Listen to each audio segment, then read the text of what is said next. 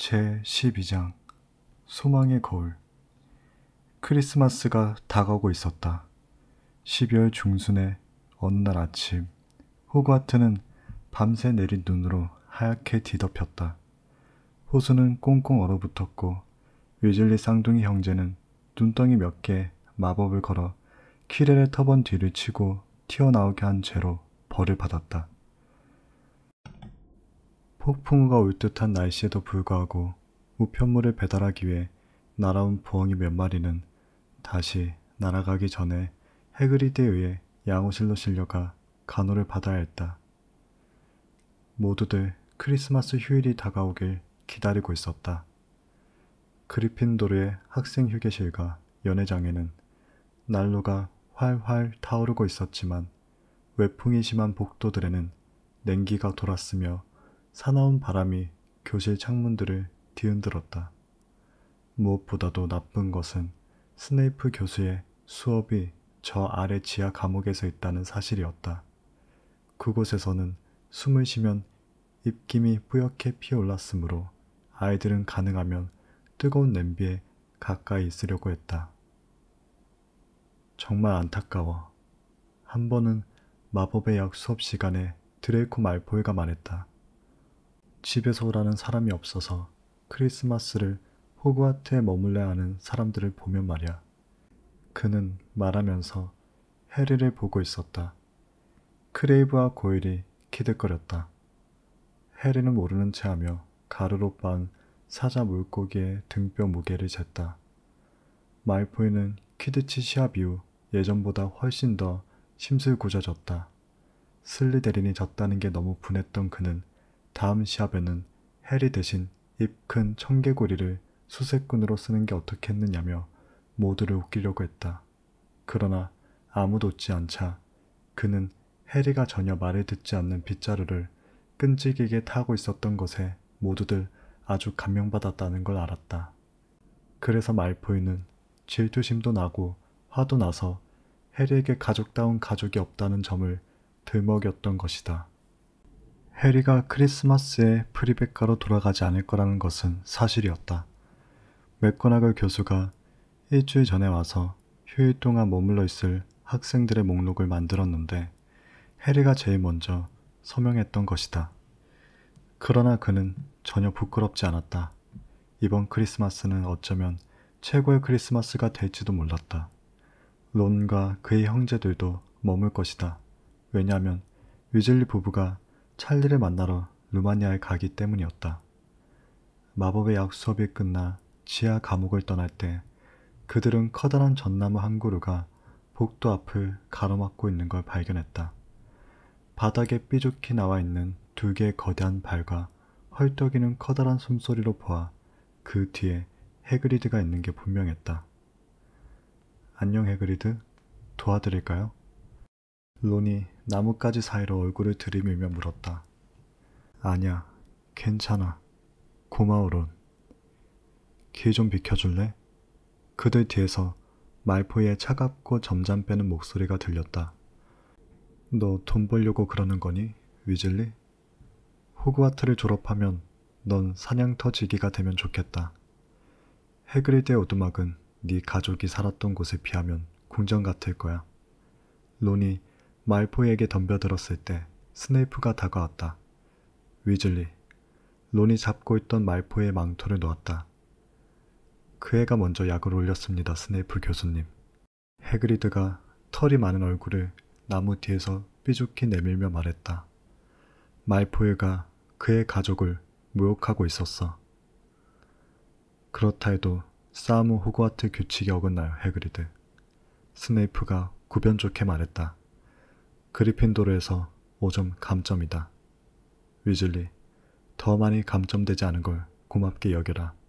자, 어서들 가라. 너희들 모두. 말포이와 크레이브와 고일이 나무를 난폭하게 밀고 지나가며 바늘 모양의 잎들을 여기저기에 흩어놓았다. 그들은 희죽희죽 웃고 있었다. 저 녀석을 그냥. 론이 말포의 등에다 대고 이빨을 갈며 말했다. 조만간 녀석을 가만두지 않겠어. 난 말포이하고 스네이프 둘 다 싫어. 해리가 말했다. 자, 기분 풀어. 조금 있으면 크리스마스니까. 해그리드가 말했다. 나랑 연회장으로 가보자. 기분 전환이 될 거야. 해그리드와 함께 연회장으로 가자 맥고나걸 교수와 플리트윅 교수가 바쁘게 크리스마스 장식을 하고 있었다. 아, 해그리드. 정말 멋진 나무로군요. 저쪽 구석에 놔줄래요? 연회장은 눈이 부셨다. 벽에는 온통 크리스마스 장식용 꽃줄과 겨우사리가 매달려 있었고 작은 고드름이 반짝거리거나 수백 개의 촛불로 반짝반짝 빛나는 12개나 되는 크리스마스 트리가 빙 둘러서 있었다. 휴일까지 며칠 남았지? 해그리드가 물었다. 단 하루요. 헤르미온느가 대답했다. 그러고 보니 생각나는데 해리, 론, 점심 먹기 전에 30분밖에 없어. 우리 도서실에 가기로 했잖아. 아, 그래. 맞았어. 지팡이에서 보글보글 거리는 황금빛 거품들을 새로운 나무의 가지들로 질질 끌고 가고 있는 플리트윅 교수에게서 눈을 떼며 론이 말했다. 도서실? 해그리드가 연회장 밖으로 그들을 따라 나오며 말했다. 휴일이 시작되기 전날에 공부를 너무 열심히 하는 거 아니니? 아, 저흰 공부하러 가는 게 아니에요. 해리가 그에게 밝게 말했다. 니콜라스 플라멜에 대해 말씀하신 이후 쭉 그 사람이 누군지 알아내려고 하고 있었어요. 너희들이 뭘 했다고? 해그리드는 충격을 받은 것 같았다. 잘 들어. 내가 말했지. 잊어버리라고. 저 개가 지키고 있는 건 너희들에게는 아무 쓸모도 없어. 저흰 그저 니콜라스 플라멜이 누군지 알고 싶을 뿐이에요. 그게 다예요. 헤르미온느가 말했다. 말해주시면 저희들이 고생을 안 해도 될 텐데요. 해리가 덧붙였다. 저흰 벌써 책을 수백 권도 더 읽었을 거예요. 그런데도 그를 어디에서도 찾지 못했어요. 그냥 힌트만 좀 주세요. 제가 분명 어딘가에서 그 이름을 읽었다고요. 난 아무 말도 하지 않을 거야. 해그리드가 단호하게 말했다. 그럼 저희들 스스로 찾아내는 수밖에 없죠 뭐. 론이 말했고 그들은 기분이 상한 것 같은 해그리드를 내버려 둔 채 급히 도서실로 갔다. 그들은 정말로 해그리드가 실수로 그 말을 내뱉은 이후 쭉 책들을 뒤지며 플라멜의 이름을 찾고 있었다. 스네이프가 무엇을 훔치려고 하는지 알아내기 위해서는 그 방법 말고는 달리 뾰족한 수가 없었기 때문이었다. 문제는 플라멜이 어떤 일을 해서 책에 실리게 되었는지를 전혀 모르므로 어디서부터 시작해야 할지 알기 어렵다는 것이었다. 그는 전 세계의 위대한 마법사나 우리 시대에 주목할 만한 마법사들에도 없었다. 그는 또 현대의 중요한 미술적인 발견들과 현대 마법의 발달 연구, 책에도 빠져 있었다. 그리고 물론 그들이 자료를 찾아보고 있는 곳은 수만 권의 책과 수천 개의 책꽂이와 수백 개의 좁다란 통로가 있는 엄청나게 큰 도서실이었다. 헤르미온느가 찾아보기로 한 주제와 책 제목의 목록을 꺼내는 동안 론은 책 실용 쪽으로 걸어가 책들을 닥치는 대로 잡아뺐다. 해리는 제한구역 쪽을 두리번거렸다. 그는 플라멜이 저기 어딘가 있지 않을까 하고 한참 생각하고 있었다. 하지만 유감스럽게도 제한된 책들을 훑어보려면 선생님이 서명한 특별한 편지가 필요했고 그걸 받는다는 건 거의 불가능했다. 이것들은 호그와트에서는 절대로 가르치지 않는 강력한 어둠의 마법이 들어있는 책들로 어둠의 마법을 막는 고등방어법을 공부하는 고학년들만이 읽었던 것이다. 뭘 찾고 있는 거지? 아무것도 아니에요. 해리가 말했다. 사서인 핀스 부인이 깃털 총재를 그에게 휘둘렀다. 그럼 나가는 게 좋겠다. 어서 나가. 해리는 진작 거짓말을 꾸며내지 못했던 것을 아쉬워하며 그 도서실을 나왔다. 그와 론과 헤르미온느는 이미 핀스 부인에게는 플라멜에 관한 자료를 어디서 찾을 수 있는지 물어보지 않는 게 좋다는데 의견을 같이 했었다. 그녀에게서 원하는 대답을 들을 수는 있겠지만 스네이프가 그들이 무슨 일을 하고 있는지 알게 될 위험을 각오해야 했기 때문이었다. 해리는 다른 두 사람이 무엇이든 찾아내는지 보려고 복도 밖에서 기다렸지만 큰 기대는 하지 않았다. 작업을 시작한 지는 2주나 되었지만 수업 시간 사이사이에 남는 쪼가리 시간에만 조사했으므로 아무것도 찾지 못한 것도 놀라운 일은 아니었다. 그들에게 정말로 필요한 건 펀스 부인의 끈질긴 감시 없이 오랫동안 정밀한 조사를 하는 것이었다. 5달쯤 뒤 론과 헤르미온느가 고개를 저으며 그에게 왔다. 그들은 점심을 먹으러 갔다. 내가 없는 동안 계속 조사할 거지? 헤르미온느가 말했다. 뭐라도 찾으면 내게 부엉이를 보내줘. 그럼 넌 네 부모님께 혹시 플라멜이 누군지 알고 계신지 좀 물어볼 수 있겠다. 론이 말했다. 그분들에게 물어보는 게 안전할 거야. 아주 안전하지. 두 분 다 치과 의사시니까 말야. 헤르미온느가 말했다. 휴일이 시작되자 론과 해리는 너무 즐겁게 보내느라 플라멜에 대해 별로 생각하지 못했다. 기숙사엔 그들 둘뿐이었고 학생 휴게실은 텅 비어있다시피 해서 난로가에 있는 푹신한 안락의자는 완전히 그들 차지였다. 그들은 토스트 굽는 긴 포크로 잡을 수 있는 것은 아무거나 먹으며 1시간이고 앉아서 말포유를 쫓아낼 계획들을 짜곤 했는데 그런 계획들이 설령 효과가 없다 해도 그런 이야기를 하는 것만으로도 재미있었다. 론은 또한 해리에게 마법사 체스를 가르쳐주기 시작했다. 이것은 체스 말이 살아있어서 정말로 전투에서 군대를 지휘하는 것 같은 느낌이 든다는 것을 제외하면 머글 체스와 똑같았다. 론의 체스 세트는 오래 써서인지 아주 낡고 초라했다. 그가 갖고 있는 다른 물건들도 다 마찬가지였지만 그것도 한때는 그의 가족 중 누군가가 쓰던 것이었다. 이 경우엔 그 체스의 전 주인은 그의 할아버지였다. 그러나 체스에 등장하는 인물들이 늙었다고 해서 장애가 되는 것은 결코 아니었다. 론은 그 인물들을 너무 잘 알고 있어서 자신이 하고 싶은 대로 지휘하는데 전혀 곤란을 겪지 않았다. 해리는 시무스 피니간이 그에게 빌려준 것들로 놀았는데 그 인물들은 그를 전혀 믿지 않았다.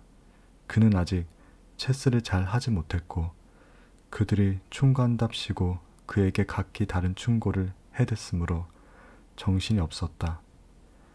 날 거기로 보내지 마. 넌 저 나이트도 안 보이니? 그를 보내라고. 우린 그 녀석 없이도 잘 해나갈 수 있으니까. 크리스마스 이브날 밤 해리는 다음날 먹게 될 음식과 즐거움을 고대하며 잠자리에 들었다. 하지만 그는 선물은 전혀 기대하지도 않았다. 그러나 아침에 일찍 잠에서 깨었을 때 그가 가장 처음 본 것은 침대 발치에 놓인 작은 꾸러미들이었다. 메리 크리스마스. 해리가 침대에서 기어나와 가운을 입자 론이 아직 졸린 듯이 말했다. 메리 크리스마스. 해리가 말했다.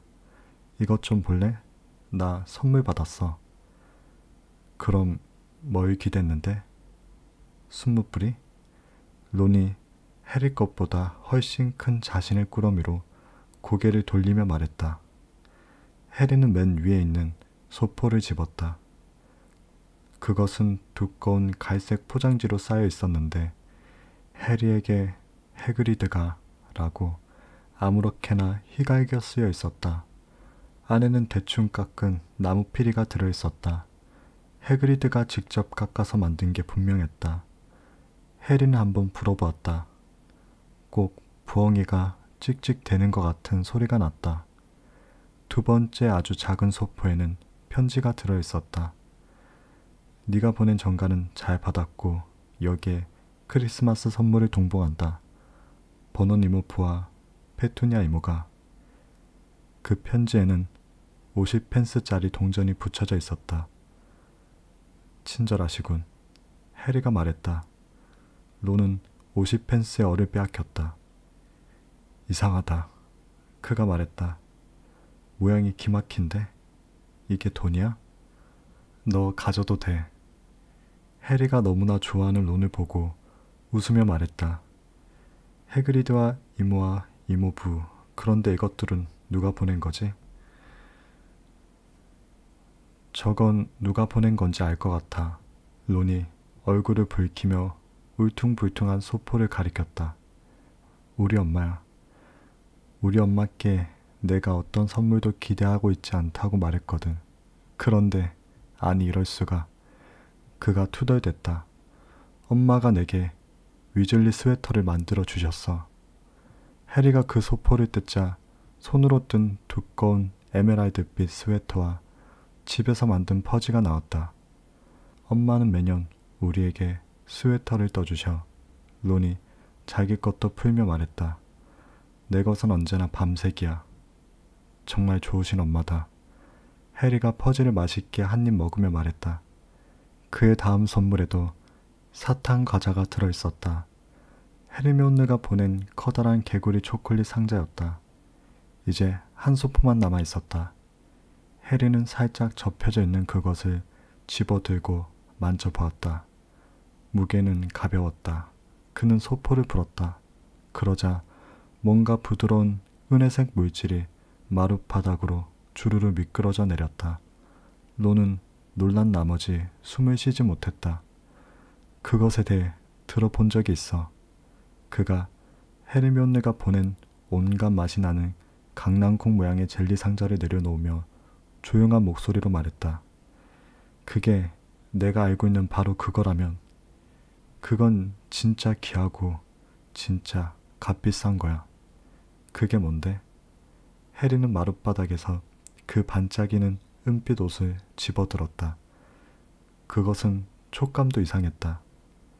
그건 투명 망토야. 론이 경외감에 찬 표정으로 말했다.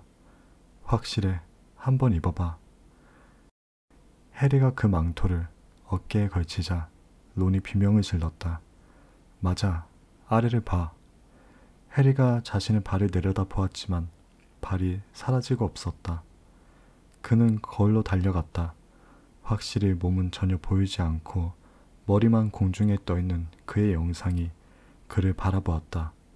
그가 그 망토를 머리에서부터 뒤집어서 입자 그의 영상이 완전히 사라졌다. 편지가 있어. 론이 갑자기 말했다. 망토에서 편지가 떨어졌어. 해리는 망토를 급히 벗고 편지를 집었다. 그것은 그가 한 번도 본 적이 없는 좁다랗고 꼬불꼬불한 글씨체로 다음과 같이 쓰여 있었다.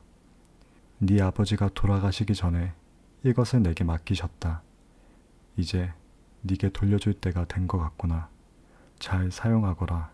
메리 크리스마스. 보낸 사람의 이름은 없었다. 해리는 그 편지를 뚫어지게 보았다. 론은 그 망토에 감탄하고 있었다. 이런 것을 받을 수 있다면 난 무슨 짓이라도 하겠어. 그가 말했다. 무슨 짓이라도. 왜 그래? 아무것도 아냐. 해리가 말했다. 그는 아주 이상한 기분이 들었다. 누가 그 망토를 보냈을까? 그게 정말로 한때 그의 아버지의 것이었을까? 그가 더 생각할 겨를도 없이 기숙사 문이 왈칵 열리며 프레드와 조지 위즐리 형제가 뛰어들어왔다. 해리는 얼른 그 망토를 보이지 않게 쑤셔 넣었다. 아직은 다른 어느 누구에게도 그 얘기를 하고 싶지 않았기 때문이었다. 메리 크리스마스. 야, 봐. 해리도 위즐리 스웨터를 가졌지. 프레드와 조지는 파란색 스웨트를 입고 있었는데 하나에는 노란색으로 커다랗게 F라고 쓰여 있었고 다른 하나에는 G라고 쓰여 있었다. 그런데 해리 스웨터가 우리 것보다 더 좋군. 프레드가 해리 스웨터를 들어올리며 말했다. 넌 우리 가족이 아니기 때문에 엄마께서 더 공을 들이신 게 분명해. 넌 왜 스웨터를 입고 있지 않니, 론? 조지가 물었다. 자, 어서 입어. 따뜻하고 좋아. 난 밤새기 싫어. 론이 스웨터를 머리에서부터 뒤집어서 입으며 전혀 내키지 않는 듯 투덜거렸다. 네 스웨터엔 문자가 안 쓰여있네. 조지가 말했다. 넌 네 이름을 잊어먹지 않는다고 생각하셨기 때문일 거야. 그렇다고 우리가 멍청하다는 건 아니야. 우리도 우리 이름이 그레드와 포지라는 정도는 알고 있으니까. 왜 이렇게 시끄럽니? 퍼시 위즐리가 못마땅한 얼굴로 문으로 고개를 내밀었다. 프레드에게 잡힌 팔에 울퉁불퉁한 스웨트가 들려있는 것으로 봐서 그 역시 선물들을 풀고 있었던 게 분명했다. 반장이란 뜻의 피네. 입어, 퍼시여. 어서. 우리 모두 스웨터를 입고 있잖아. 해리도 있단 말이야. 난 입고 싶지 않아. 쌍둥이 형제가 그의 머리 위로 그 스웨터를 억지로 입히려다가 안경이 비뚤어지자 퍼시가 탁한 목소리로 말했다. 오늘은 설마 반장들과 지낼 일은 없겠지? 조지가 말했다. 크리스마스는 가족들을 위한 시간이잖아. 그들은 퍼시 스웨터로 그의 양팔을 뒤로 묶고 방에서 걸어 나가게 했다. 해리는 평생 그런 크리스마스 저녁 식사를 먹어본 적이 한 번도 없었다. 살찐 칠면조 구이와 산더미 같은 구운 감자와 삶은 감자, 타원형의 큰 접시에 담긴 가늘고 작은 소시지, 움푹한 그릇에 담긴 버터 바른 콩, 은빛 배에 담긴 진한 그레이리 소스와 크랜베리 소스, 그리고 테이블의 몇 센티미터마다 놓인 마법사의 폭죽 더미. 이런 환상적인 파티 선물들은 더즐리 가족이 보통 사는 안에 작은 플라스틱 장난감과 은종이 모자가 들어있는 연약한 머글의 것들과는 전혀 달랐다. 해리가 프레드와 함께 마법사의 폭죽 하나를 잡아당겼는데 그것은 그냥 탕하고 터지는 것이 아니라 대포 같은 폭발음을 내며 터져 모두를 푸른 연기 구름 속으로 빨아들였고 그 사이 안에서는 해군 소장의 모자와 살아있는 하얀 쥐 몇 마리가 쏟아져 나왔다. 선생님들이 앉아 계신 상석에서는 덤블도어가 마법사 모자 대신 여자아이들이 쓰는 꽃무늬 모자로 바꿔 쓰고 플리트의 교수가 막 읽어준 농담에 즐거워하고 있었다. 칠면조 요리에 이어 화려하게 장식된 크리스마스 푸딩이 나왔다. 퍼시는 그의 푸딩 조각에 파묻혀 있던 은시클 때문에 하마터면 이빨이 부러질 뻔했다. 해그리드는 또 연거푸 포도주를 마시더니 얼굴이 점점 더 새빨개져서 마침내 맥고나걸 교수의 볼에 입을 맞추었는데 해리는 그녀가 모자를 한쪽으로 기울어뜨린 채 얼굴을 붉히며 낄낄거리며 웃는 걸 보고 깜짝 놀랐다. 마침내 테이블을 떠날 때 해리의 양손에는 터지지 않는 투명한 풍선과 홍만들기 세트와 새로운 마법사 체스 세트를 포함해 폭죽에서 나온 물건들이 잔뜩 들려 있었다. 하얀 쥐들은 다 사라지고 없었는데 해리는 그것들이 노리스 부인의 크리스마스 저녁 식사로 끝나고 말 것이란 불쾌한 기분이 들었다. 해리와 위즐리 형제들은 정원에서 격렬한 눈싸움을 하며 신나는 오후를 보냈다. 그 뒤 그들은 푹 젖어서 덜덜 떨며 숨이 차서 헐떡이며 그리핀도르 학생 휴게실에 난로가로 돌아왔다. 해리는 그곳에서 새 체스 세트를 가지고 게임을 했는데 론에게 엄청나게 깨지고 말았다. 그는 그러나 퍼시가 옆에서 엉터리 혼수를 들지만 않았어도 그렇게 크게 지지는 않았을 거라고 생각했다. 칠면조 고기 샌드위치와 찻 케이크와 트리플과 크리스마스 케이크를 먹은 뒤라 모두들 배가 너무 부르고 졸렸으므로 잠자리를 들 때까지 그들은 그저 퍼시가 그의 반장 배지를 훔친 프리드와 조지를 잡으려고 그리핀도르 탑 여기저기를 쫓아다니는 것을 지켜보며 가만히 앉아있기만 했다. 오늘은 해리 인생 최고의 크리스마스였다. 그러나 온종일 그의 머릿속에서 떠나지 않는 게 있었다. 그는 침대로 기어 들어가서야 비로소 그것에 대해 마음 놓고 생각할 수 있게 되었다. 도대체 그에게 투명 망토를 보낸 사람은 누구일까? 칠면조 고기와 케이크를 잔뜩 먹은 데다 푸르알 수수께끼 같은 게 전혀 없었으므로 침대 커튼을 끌어내리자마자 깊이 잠들어 버렸다. 해리는 침대 안쪽으로 몸을 굽히고 밑에서 그 망토를 꺼냈다. 아버지의 망토. 이것은 그의 아버지의 망토였다. 망토는 비단보다 부드럽고 공기처럼 가벼웠다. 잘 사용하거라. 그 편지엔 그렇게 쓰여 있었다. 그는 그것을 시험해 보기로 했다. 그는 침대에서 빠져나와 그 망토로 몸을 감쌌다. 다리를 내려다보자 달빛과 그림자밖에 보이지 않았다. 아주 이상한 느낌이었다. 잘 사용하거라. 갑자기 해리는 잠이 번쩍 깨는 기분이 들었다. 이 망토만 있으면 호그와트 전체가 그에게 열려 있었다. 어둠과 정적 속에 그렇게 서 있자 흥분이 밀려왔다. 이 망토를 입으면 그는 어디든 갈 수 있을 것이다. 어디를 가도 필치는 절대로 알지 못할 것이다.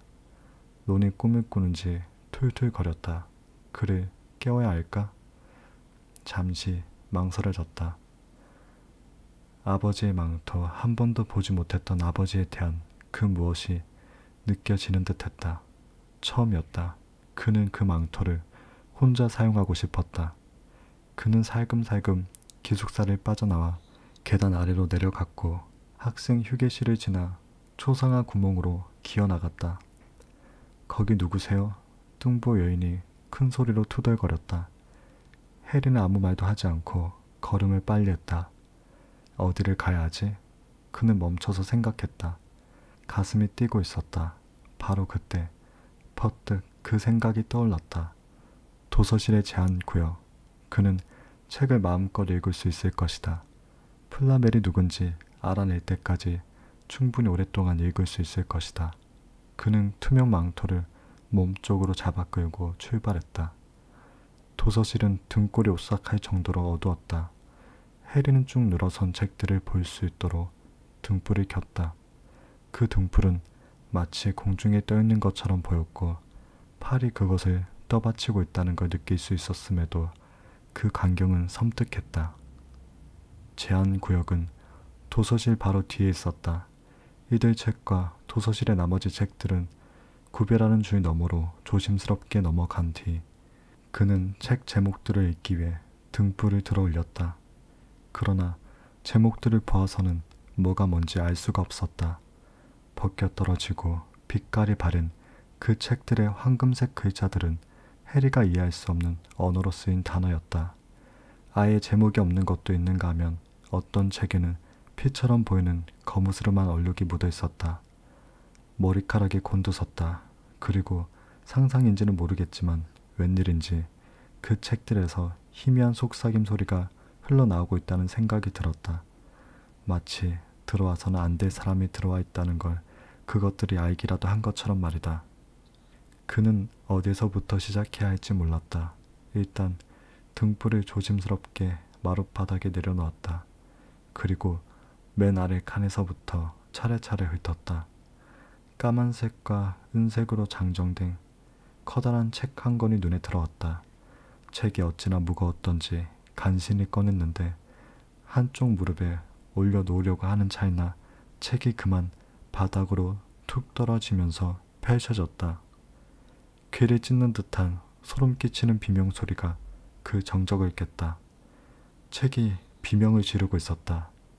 해리는 책을 확 덮었지만 귀청이 찢어질 듯한 높은 비명소리는 끊어지지 않고 계속되었다. 그런데 그가 놀라서 뒷걸음질 치다가 등불을 뒤집어 엎자 언제 그랬냐는 듯 비명소리가 뚝 멈췄다. 허둥대던 그는 바깥 복도를 급히 내려가는 발자국 소리를 들었다. 그는 비명을 지른 책을 다시 책꽂이에 쑤셔놓고 소리가 나는 쪽으로 달려나갔다. 그는 문간에서 필치를 지나쳤다. 필치의 사나운 눈이 그를 똑바로 보았지만 해리는 필치에 뻗친 팔 밑으로 스르르 빠져나가 복도로 내달았다. 귀에서는 여전히 그 책의 비명소리가 울리고 있었다. 그는 커다란 갑옷 앞에서 갑자기 멈춰섰다. 도서실을 빠져나오는데 급급해서 그만 어디로 가고 있는지조차 신경 쓰지 않았던 것이다. 어두웠기 때문이기도 했지만 그는 자신이 어디에 있는지 전혀 알 수가 없었다. 주방 근처에 갑옷이 있다는 건 알고 있었지만 그는 그 위인 5층에 있는 게 분명했다. 누구든 밤에 돌아다니면 곧장 말해달라고 하셨죠? 교수님, 누군가가 도서실에 왔었습니다. 제한 구역이요. 해리는 얼굴에서 핏기가 빠져나가는 걸 느꼈다. 여기가 어딘지는 모르겠지만 부드럽고 알랑거리는 페이지의 목소리가 점점 더 가까워지고 있는 것으로 봐서 그는 지름길을 알고 있는 게 분명했다. 그리고 놀랍게도 그 말에 대답한 사람은 스네이프였다. 제한 구역에요? 하지만 멀리 가지는 못했을 겁니다. 잡을 수 있을 거예요. 페이지와 스네이프가 앞에 있는 복도로 걸어오자 해리는 꼼짝 않고 서 있었다. 그들은 물론 그를 볼 수 없었지만 그 복도는 좁았으므로 만일 그들이 조금 더 가까이 온다면 그와 정면으로 부딪힐 것이다. 투명 망토를 입었다고 몸이 물렁물렁해지는 것은 아니었으니까. 그는 할 수 있는 한 조용히 뒤로 물러섰다. 잘 살펴보니 왼쪽에 문 하나가 열려 있었다. 이제 유일한 희망은 그것뿐이었다. 그는 숨을 죽인 채 문을 건드리지 않으려고 했으며 간신히 안으로 들어갔다. 그들은 아무것도 눈치채지 못했는지 곧장 지나갔다. 해리는 벽에 기대어 심호흡을 하며 그들의 발자국 소리가 멀어져 가는 소리를 들었다. 정말 아슬아슬한 순간이었다. 그가 자신이 숨어둔 방으로 눈을 돌린 건 몇 초가 지나서였다. 그곳은 사용되지 않는 교실처럼 보였다. 책상과 의자 같은 거무스름한 형상들이 벽에 쌓여 있었고 쓰레기통은 뒤집혀져 있었다. 그런데 맞은편 벽에 애초에 그곳에 없었던 것 같은 마치 누군가가 방해가 되지 않도록 그곳에 치워놓은 것 같은 무언가가 기대 세워져 있었다. 그것은 천장까지 닿는 커다란 거울이었는데 테두리가 화려한 황금 장식으로 꾸며져 있고 2개의 뾰족한 다리가 달려 있었다. 맨 위에는 에리스트 스트라 에르 오이트 우베 카프르 오이트 온 워시라는 글귀가 새겨져 있었다. 피지와 스네이프의 소리가 들리지 않자 마음이 다소 가라앉았으므로 해리는 그 거울 앞으로 다가갔다. 하지만 아무런 영상도 보이지 않았다. 그는 조금 더 가까이 다가갔다. 그 순간 그는 비명을 지르지 않기 위해 양손으로 입을 막아야 했다. 현기증이 났다. 그의 가슴은 제한구역의 책이 비명을 질렀을 때보다도 더 심하게 뛰고 있었다.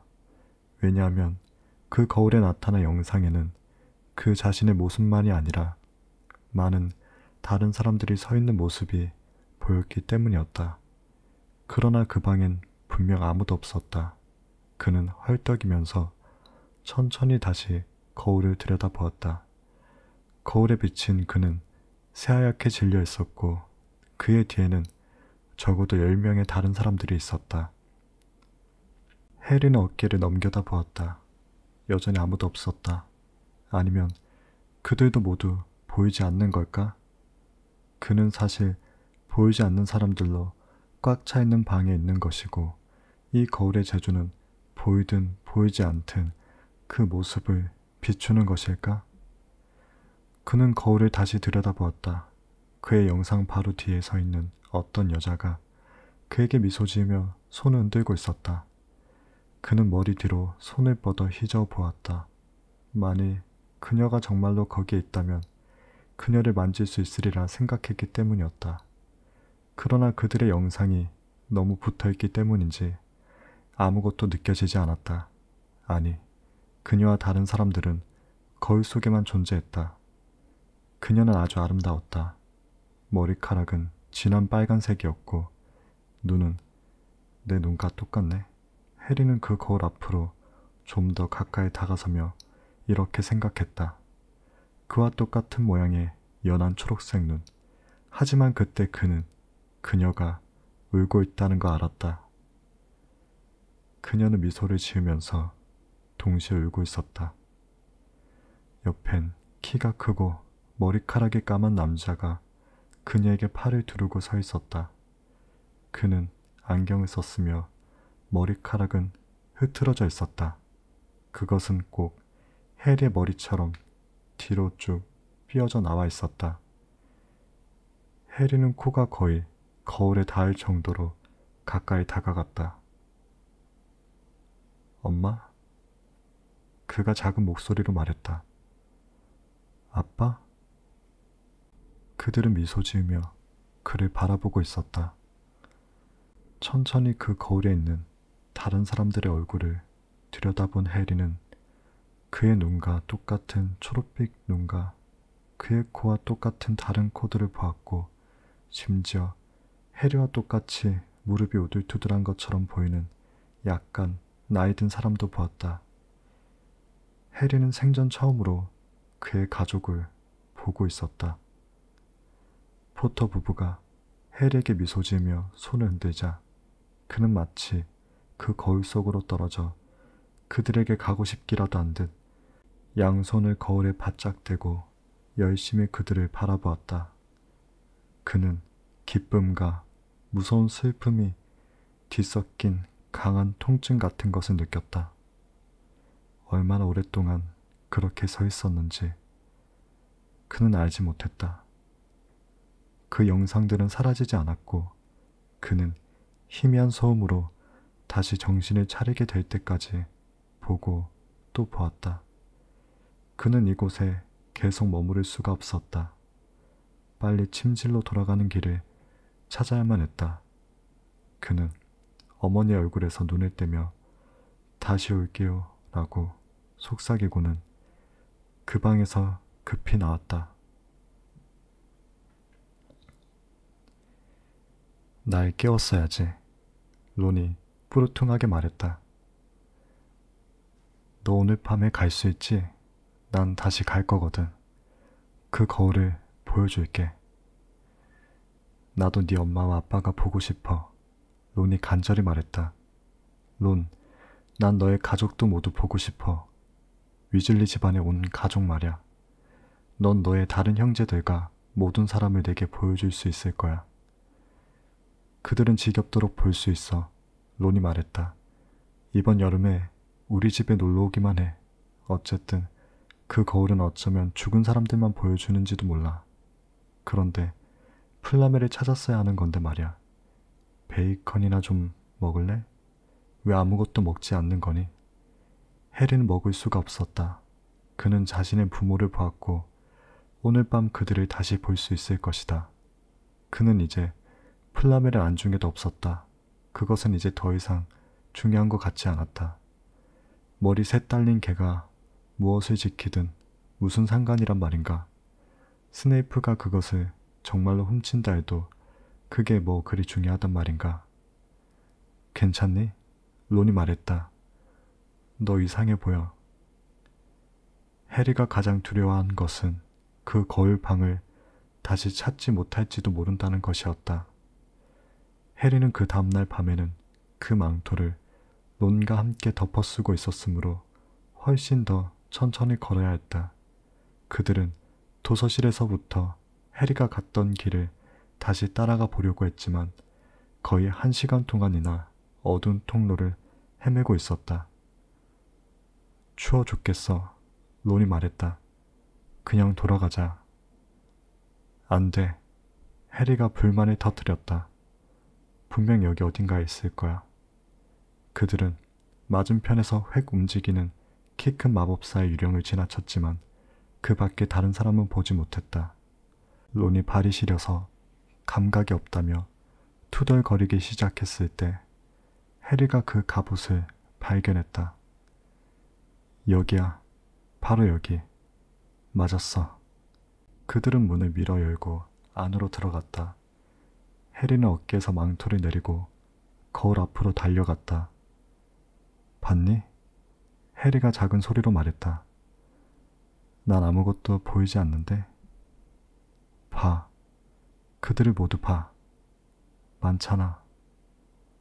너밖에 안 보여. 자세히 들여다봐. 어서. 내가 있는 곳에서. 해리가 옆으로 비켜서고 론이 거울 앞에 섰다. 그러나 론은 그의 가족을 볼 수 없었다. 그는 그저 페이즐리직 잠옷을 입고 있는 자신 모습만을 볼 뿐이었다. 론은 거울에 비친 자신의 상을 뚫어질 듯 바라보았다. 잘 봐. 그가 말했다. 내 주위에 서 있는 가족이 모두 보이니? 아니, 난 혼자야. 그런데 난 달리 늙어 보여. 그리고 내가 학생회장이야. 뭐? 내가 비리 달고 다니곤 했던 배지를 달고 있어.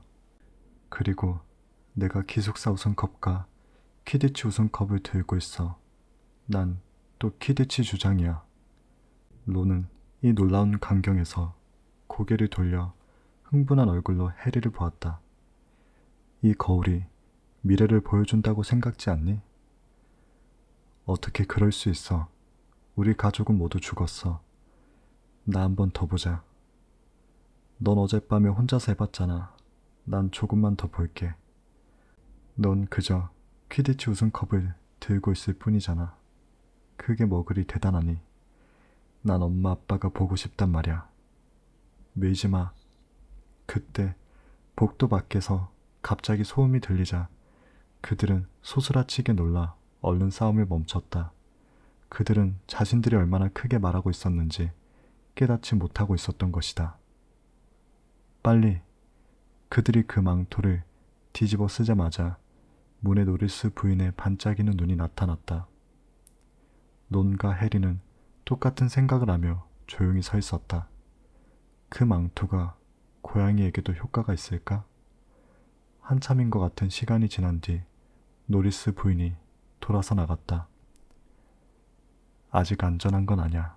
어쩌면 피에치에게 간 건지도 몰라. 우리가 말하는 소리를 들은 게 분명해. 그리고 론은 해리를 잡아 끌고 그 방을 나왔다. 다음날 아침에도 눈은 여전히 녹지 않았다. 체스 할래, 해리? 론이 물었다. 아니. 우리 해그리드한테 갈까? 싫어. 너나 가. 네가 무슨 생각을 하고 있는지 다 알아, 해리. 저 거울이지. 오늘 밤엔 가지마. 왜? 나도 몰라. 그냥 예감이 좋지 않아. 그리고 어쨌든 넌 이미 아슬아슬한 일이 너무 많았잖아. 피치와 스네이프와 노리스 부인이 돌아다니고 있어. 그들이 아무리 널 보지 못한다 해도 너와 부딪히는 일이라도 생기면 어떡하니? 네가 뭔가를 뒤집어 엎기라도 하면 어떡하냐고. 꼭 헤르미온느 같은 소리 안 해. 난 진지해, 해리. 가지마. 하지만 해리의 머릿속에는 그 거울 앞으로 다시 가는 것 한 가지 생각밖에 없었다. 그리고 론은 그를 막지 못할 것이다. 3일째 되는 날 그는 전보다 길을 더 빨리 찾았다. 그는 너무 빨리 걷고 있어서 그가 느끼고 있는 것보다 큰 소음을 냈었지만 다행히 아무도 만나지는 않았다. 그의 엄마와 아빠는 다시 그에게 미소 짓고 있었고 할아버지 안부는 인자하게 고개를 끄덕이고 있었다. 해리는 그 거울 안마룻바닥에 털썩 주저앉았다. 그가 여기에서 그의 가족과 밤새도록 머무르는 걸 막을 것은 아무도 없었다. 아무것도. 단지. 그래서 다시 왔구나, 해리. 해리는 몸이 얼어붙는 것 같았다. 그는 뒤를 돌아다 보았다. 벽 옆에 있는 책상 위에 알버스 덤블도어가 앉아 있었다. 해리는 거울에 너무나 가고 싶었던 나머지 그를 알아채지도 못하고 지나쳤던 게 틀림없었다. 전 선생님을 보지 못했어요. 투명해지면 눈도 나빠지는 게 신기하지. 덤블도어가 말했다. 해리는 그가 미소 짓고 있는 것을 보자 마음이 놓였다. 그러니까 덤블도어가 책상에서 내려와 해리와 함께 마룻바닥에 앉으며 말했다. 너도 앞서 다녀갔던 수백 명의 사람들과 마찬가지로 소망의 거울에서 기쁨을 발견한 게로구나. 전 그 거울의 이름이 그건지 몰랐어요. 하지만 그것이 무엇을 하는지는 지금쯤 깨달았을 것 같은데. 그러니까 그건 저의 가족을 보여줘요. 그리고 학생회장이 된 네 친구 론의 모습도 보여주었지. 어떻게 아셨어요? 난 굳이 망토를 입지 않아도 보이지 않게 할 수 있단다. 덤블도어가 부드럽게 말했다. 자, 소망의 거울이 우리 모두에게 뭘 보여준다고 생각하니? 해리는 고개를 저었다. 그럼 내가 설명해주지. 세상에서 가장 행복한 사람은 소망의 거울을 보통 거울처럼 사용할 수 있단다. 즉, 그것을 들여다보면 정확히 자신의 현재 모습을 보니까 말이다. 도움이 됐니? 해리는 생각했다. 그리고 천천히 말했다. 그건 우리가 원하는 걸 보여줘요. 우리가 원하는 것은 무엇이든. 맞기도 하고 틀리기도 하구나. 덤블도어가 조용히 말했다. 그것은 우리 마음속 깊은 곳에 있는 소망, 바로 그것을 보여준단다. 넌 네 가족을 전혀 알지 못했으므로 네 주위에 그들이 서 있는 걸 보았고, 론 위즐리는 항상 형제들에게 가려져 있었으므로 그들 모두보다 더 잘되어 혼자 우뚝 서 있는 모습을 본 거지. 그러나 이 거울은 우리에게 지식이나 진실은 보여주지 않는단다. 사람들은 그 거울이 보여주는 게 진짜인지 혹은 심지어 가능한지조차도 알지 못한 채 자신들이 본 것에 넋을 잃거나 미쳐서 그 거울 앞에서 헛되이 시간을 보냈지. 그 거울은 내일 새로운 집으로 옮겨질 예정이란다. 해리, 그러니 그것을 다시는 찾지 말라고 부탁하고 싶구나. 그리고 만일 그 거울을 다시 보게 된다면 어떻게 해야 할지 알게다. 꿈에 집착해서 현실을 잃어버리는 것은 좋지 않은 일이라는 걸 기억하길 바란다. 자, 이제 저 훌륭한 망토를 다시 입고 침실로 돌아가는 게 어떻겠니? 해리는 일어섰다. 덤블도어 교수님, 뭐 좀 여쭤봐도 될까요? 물론이지. 방금 물었잖니. 덤블도어가 미소 지었다. 하지만 하나 더 물어도 좋다. 교수님이 그 거울을 보면 무엇이 보이나요? 나는 두꺼운 양모 양말 한 컬레를 들고 있는 내 모습을 보지. 해리가 빤히 바라보았다. 양말은 많을수록 좋거든. 덤블도어가 말했다. 크리스마스가 또 왔다 갔는데 양말은 한 컬레도 받지 못했단다. 사람들은 끝까지 내게 책 선물만 주려고 할 거야. 해리는 침대로 돌아와서야 비로소 덤블도어가 어쩌면 정직하게 말하지 않았을지도 모른다는 생각이 들었다. 그러나 잠시 뒤 그는 스케버스를 베개에서 밀어내며 그것은 아주 사적인 질문이었다고 생각했다.